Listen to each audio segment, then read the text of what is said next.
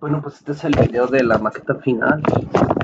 La rúbrica nos pide empezar con el sistema serotoninérgico, que básicamente iniciaría aquí en los núcleos de RAFE, que pues ya concordando con mis compañeros, pues no es una zona como tal, como muy definida puntualmente, o sea, anatómicamente.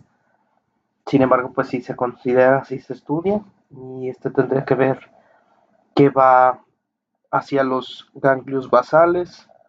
Y ahí de cierta manera también va hacia el sistema límbico, lo que tendría que ver a lo mejor con estos lóbulos más frontales y entrando más que nada en lo que vendría siendo la glándula pineal, que la puse aquí, que vendría siendo esta parte de acá. Entonces, el efecto que tendría de cierta manera el serotoninérgico en la glándula pineal vendría siendo esta cuestión de la activación del sueño, de la relajación. Y el sistema dopaminérgico lo dibujé la sustancia negra aquí así, porque pues de cierta manera como que no se aparece tan claro, aparece más bien como si fuera una mancha. Entonces se llama sustancia negra y está acá en el tronco encefálico. Entonces se menciona que aquí es donde se sintetiza la dopamina. Entonces de ahí pasa al área tegmental ventral, que está por esta parte.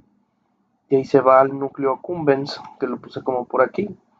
De ahí se va a lo que vendría siendo el cuerpo estriado, el giro del cíngulo, que es más esta parte de aquí. Esto del cuerpo estriado vendría siendo una de las partes, que también se va para los lóbulos y termina en el hipocampo, que vendría estando más para acá. Todo esto tendría que ver más que nada con una cuestión de como de evaluar el estímulo y hacer la valencia, que tanto es significativo, si vale la pena repetirlo. Y de ahí ya se pasa a lo que es pudiera ser una búsqueda de repetición de la conducta. Entonces, por ejemplo, también nos menciona del hipotálamo, la hipófisis, digo, la adenohipófisis y la neurohipófisis, que el hipotálamo lo tenemos más que nada como acá, por acá arriba. La adenohipófisis tiene que ver con esta liberación de la hormona del crecimiento, tiene que ver con la prolactina, tiene que ver con creo que ya, los que me acuerdo, y la neurohipófisis tiene que ver con esta de la oxitocina y de la vasopresina. Entonces, por ejemplo, me tocó tres drogas, tres psicofármacos. De las tres drogas yo quisiera poner el cigarro, que es la nicotina, que vendría siendo esta liberación de acetilcolina, de dopamina, que es paradójico porque pudiera ser algo que pues comúnmente nosotros escuchamos como que nos relaja el cigarro, siendo que pues ya viéndolo en clases y ya viendo esta segregación de también creo que es noradrenalina, pues de cierta manera lo que hace es entrar en este estado como de alerta, como de agitación. Siento que a lo mejor la dopamina para nosotros se siente como un poquito como de relax. Entonces también quise poner el azúcar porque pues dicen que es más adictivo que la cocaína, dice el dicho, y vendría siendo con estas sensaciones placenteras de dopamina. Y y esto sí es algo que nos hace sentir esta cuestión de relax, de placer, obviamente mientras dura el efecto, porque luego se acaba. Y ahí es donde como que viene el bajón. Y también la cocaína, que tiene más que ver esta droga con la inhibición de la recaptación de la dopamina. Entonces, ¿qué quiere decir esto? Que la dopamina se está segregando y como no puede hacer la recaptación, está más tiempo absorbiéndose y esto genera más tiempo las sensaciones de placer y las sensaciones de euforia. Entonces, obviamente, pues ya aquí involucraría muchos temas como el organismo, el consumo y todo esto, pero ahí es básicamente donde llega el origen de una adicción, porque es como es un comportamiento que segrega tanta dopamina y para el cerebro pues es algo que realmente pues, fuera de lo común, que pues, estamos hablando de que es una droga, no consigues dopamina de cierta manera en ninguna fuente de manera natural. Entonces pues el cerebro dice, esto hay que repetirlo. Y ahí es donde pues le empieza uno a partir su Merry Christmas al cerebro, porque a fin de cuentas pues la cocaína sigue siendo una sustancia, sigue siendo nociva, sigue siendo una droga y sigue siendo algo que pues con un consumo sostenido le va a ir partiendo su madre a las estructuras cerebrales. Y ahí es donde, como ninguna otra cosa te da una dopamina tan fuerte, puede llegar un momento en el que te brinques a otras drogas, pero de todas maneras sigue siendo el mismo camino. Ahí es donde la gente se pierde, porque empieza toda esta cuestión de que la sustancia secuestra al cerebro y lo obliga a seguir consumiendo y consumiendo y consumiendo hasta que pues ya nos damos cuenta, por ejemplo, con el fentanilo, hasta qué punto llega la gente, ¿no? Perder sus casas y todo esto. Pues también son 3 psicofármacos. Yo escogí los antidepresivos, que es el ISRS, que vendría siendo la inhibición selectiva a la recaptación de la serotonina. Y esta cuestión vendría siendo, eh, pudiera ser que pasa esto de que se cierran, o sea, como que hace esta parte de cerrar el canal para que la serotonina, pues de cierta manera se mantenga un poco más de rato en el sistema, en la sinapsis, y haga esta parte como de relajación. A lo mejor si estamos así totalmente agitados y todo con la ansiedad y preocupados, pues viene siendo esta parte de relax. Además de que, por ejemplo, esta que dice de selectivo, tiene que ver, por ejemplo, con la monoxidasa, que se encarga como de regular que no haya un exceso. Sin embargo, pues quién le avisa que no está habiendo un exceso, sino que hay poca disponible. Entonces va de todas maneras a partirles un Merry. Entonces también este medicamento lo que hace es regular eso. Entonces también, por ejemplo, los antipsicóticos, que, bueno, tuve que investigar que pudiera ser un brote psicótico y sí entendí esta parte de la dopamina. Entonces, sí, por ejemplo, hay de varios, ¿no? Pero el que yo vi fue uno que hace o sea, como que detiene ¿cómo se dice? La producción de dopamina, por así decirlo, o también regula la producción de adrenalina también. Porque recordemos que el exceso de dopamina es el que pudiera causar este tipo de brote psicótico. Entonces lo que hace pues es detener. Y también los no trópicos, que de cierta manera sí se me hicieron como interesantes, porque en una ocasión creo que me habían recomendado un frasquito que es el Bilbao, quién sabe qué, que es un extracto natural de una planta. Pero ya investigando, salía que los no trópicos se utilizaban en personas que pudieran tener algún tipo de retraso mental o de lesión cerebral que haga de cierta manera como que se pierdan o que se atrofien estas funciones cognitivas. Sin embargo, pues se llama como la droga de potencial, la droga inteligente, que pues muchos estudiantes aprovechan y todo. Sin embargo, pues los estudios señalan que aún no ha habido como suficiente evidencia de que un cerebro sano los pueda tomar. Además de los efectos, pues, de que no hay, o sea, todavía no se sabe qué pudiera pasar si tú lo consumes teniendo un cerebro sano. Realmente, pues yo siempre digo que se consulte un médico antes de meterle algo al sistema que vaya a cambiar la química, la estructura que hay. Pero bueno, y luego está la conducta alimentaria, que esto es básicamente nosotros en el estómago, de repente cuando ya no hay comida y todo esto, se segrega una hormona que es la grelina.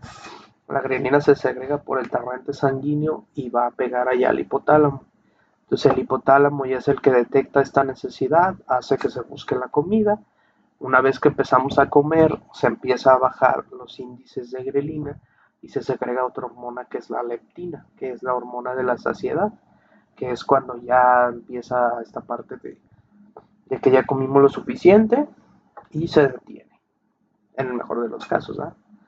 Entonces, yo había visto de morro un video que decía que los participantes en los maratones de comida, esos que comen 50 hot dogs y tienes que acabártelos rapidísimo, que obviamente algunos hasta se mueren ahí, decía que tenían como regla los que ya están mañosos, como 15 o 20 minutos de atorarle lo más rápido posible, porque si no llegaba esta parte de la hormona de la saciedad y ya no te iba a permitir comer.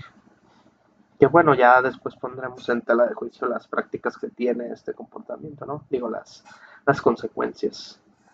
Y dice la sed tiene que ver la sed osmótica y la sed hipovolémica. Que la osmótica, pues yo lo entendí más que nada una relación en la cuestión de sales, o sea, de dieta salada y todo esto. Entonces lo que va haciendo es que eh, pues cada vez haya menos agua disponible. Empieza esta parte de... no me acuerdo cómo se llamaba. Bueno, pero me acuerdo que era tenía que ver con esta cuestión diurética. Se detiene ese proceso para hacer que se deje de producir orina y pues como quien diría funcione de cierta manera como al mínimo la velocidad. Entonces, por ejemplo, también está la sed hipovolémica, que esta tendría que ver más que nada con una pérdida de volumen en la sangre, ya sea porque nos saquen sangre o por una lesión o por lo que pueda llegar a ser. Entonces, aquí lo que pasa es que los vasos sanguíneos se constriñen, que esto quiere decir que se hagan más angostos y lo que hace es que la presión suba, pues. Entonces aquí es donde nosotros buscamos de cierta manera el agua. Es esta parte de la sed hipovolémica se siente todavía más intensa. Porque, por ejemplo, con la sed osmótica, de cierta manera como que las células no ceden una parte de su agua, pero ahí es donde pues la célula tiene sed. Entonces, la sed hipovolémica vendría dejándonos una sensación de sed mucho más fuerte que la otra tal vez pudiéramos estar un poquito más de rato aguantando la sed, de cierta manera con voluntad, que ya me dio sed a mí. Y por ejemplo está el estrés neural y el estrés endocrino. El estrés neural, si bien pues había escuchado que no tenía que ver nada con las hormonas, pues yo lo entiendo de cierta manera, pues, o sea, los dos se activan, de cierta manera decirlo. Entonces viene siendo esta parte de un estímulo el que nosotros recibimos y llegamos a considerar como peligroso, ya sea un animal salvaje, ya sea una cuestión de criminalidad, ya sea algo viniendo hacia nosotros, ya es un estímulo ya tendría que ver, pudiera llegar a ser subjetivo, que también tendría que ver con la persona, de qué cosas a lo mejor pudieran aterrarte, a lo mejor para mí pudiera ser una rata o que se caiga una bolsa en la oscuridad y ahí sale uno corriendo. Entonces tendría que ver esta parte como del sistema nervioso que lo que hace es preparar al cuerpo para la lucha o la huida. Y aquí vendría siendo esta parte, por ejemplo, del endocrino, que lo que hace es el hipotálamo, hipófisis y las adrenales, que viene siendo esta parte de la ACTH, que es que es creo que corticotropinas, cortisol, y también tendría que ver esta parte del hígado en la cuestión de la glucosa, lo que nosotros hacemos cuando comemos de cierta manera, también es guardar una parte de reserva. Porque si no, pues en una parte esta de una situación de estrés en la que tuviéramos que reaccionar, lo que pasaría es que nos desmayaríamos. Entonces pasa esto de que el hígado empieza a guardarlo. No me acuerdo si el páncreas. Bueno, el punto es que en estos órganos se empieza a guardar lo que es la glucosa, pero de cierta manera como compactada, no lo sé si le entendí, sí, de cierta manera como comprimida, que esto vendría siendo el glucógeno, el glucagón, y lo que pasa es que en un momento de estrés, en un momento en el que se necesita disponer de esta glucosa adicional para la lucha, para la huida, para el proceso que se tenga que hacer, ahí es donde lo saca para tenerlo disponible, saca la glucosa al torrente sanguíneo para que llegue a todas partes.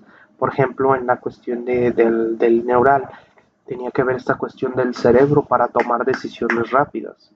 También tenía que ver a lo mejor que se fuera toda esta que va de la sangre a las piernas, que se fuera a los brazos, ya sea tuviera que ser, por ejemplo, esa de que se me fue la sangre a las piernas, Sí, o sea, técnicamente no es posible que se te fuera toda, pero sí llega esta parte de potenciar para que pues obviamente se preserve la vida. De hecho, también tendría que ver a los músculos por una cuestión de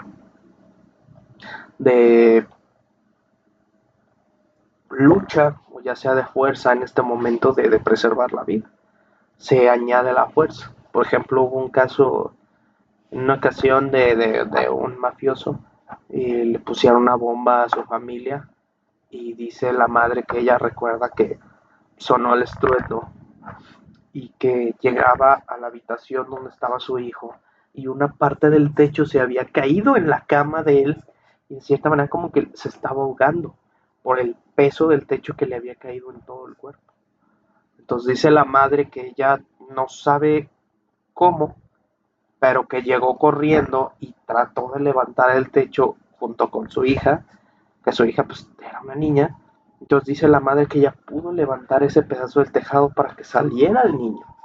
Entonces, ella obviamente se lo atribuye a Dios, ya no me voy a meter en esos temas, pero hace esta parte de decir, ¿cómo es posible que 5 o 6 cabrones garrudos no pudieron levantar ese pedazo de techo que yo sí pude levantarlo para sacar a mi hijo, ¿no? Entonces sí es esa parte de, como se dice, de fuerza del cuerpo, de la adrenalina, del momento, del estrés, del estímulo, de la situación que pudiera llegar a ser de vida o muerte. Entonces creo que ya es todo lo que aparece. El sistema de estrés neural endocrino, la sed, la conducta alimentaria, las 3 drogas, 3 psicofármacos, el hipotálamo, la neurohipófisis y la adenohipófisis y el sistema serotonérgico y dopaminérgico. Pues ahí disculpen tu padre porque pues sí, tengo que hacer el sábado.